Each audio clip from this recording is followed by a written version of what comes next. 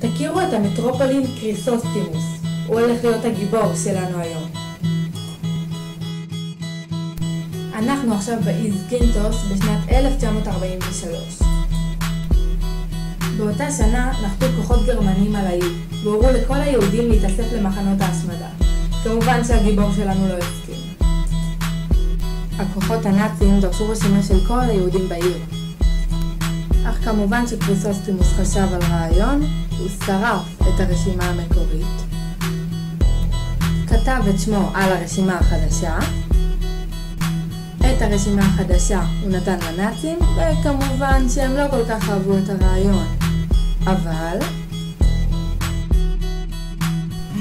אבל לבסוף ניצלו רוב היהודים מאותו האי, והכל בזכות אותו מטרופולין קריסוסטימוס, חסיד אומות העולם.